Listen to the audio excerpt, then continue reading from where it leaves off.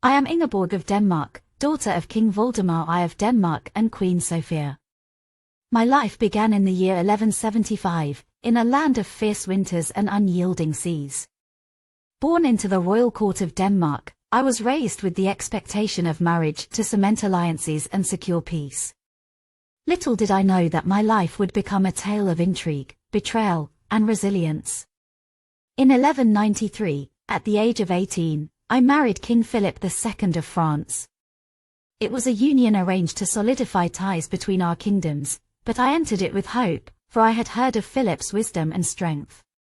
My journey to France was both thrilling and daunting, for I was leaving behind everything familiar to step into the glittering yet treacherous world of the French court. The wedding was grand, filled with pageantry and the blessings of the church. Yet, my joy was short-lived. Barely a day after our marriage, Philip's demeanor changed. He sought to have our union annulled, citing reasons I could not comprehend. I was cast aside, sent to a convent, treated not as a queen but as a burden. It was a humiliation beyond words, yet I refused to yield to despair.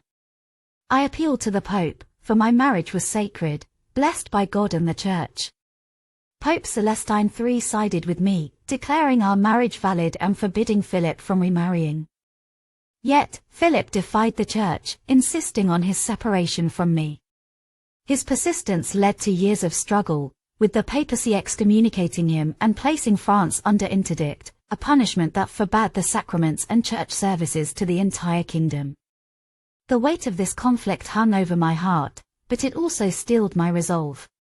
Years passed, and I lived in the shadows, enduring isolation and indignities. Despite this, I never renounced my title as Queen of France. I was determined to uphold my dignity and my rightful place, even as Philip married Agnes of Morania in defiance of the Church. Agnes bore him children, but their union was deemed illegitimate. The scandal shook the kingdom, and I could only pray for justice to prevail. Philip's second marriage ended with Agnes's death in 1201, yet I remained sidelined. My patience and persistence, however, began to bear fruit. By 1213, Philip's position had weakened, and he sought reconciliation with the Church. Though he never truly restored me to my rightful position, he ceased his efforts to annul our marriage.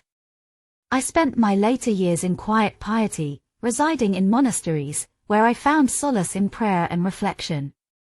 Despite the trials I endured, I never let bitterness consume me. Instead, I channeled my suffering into faith, believing that God's justice would prevail. By the time of my death in 1236, I had become a symbol of unwavering faith and endurance. My story is one of resilience against overwhelming odds, of a woman who held steadfast to her principles in the face of rejection and humiliation. I leave behind a legacy not of wealth or power, but of courage and integrity, a reminder that even in the darkest moments, the human spirit can endure and triumph.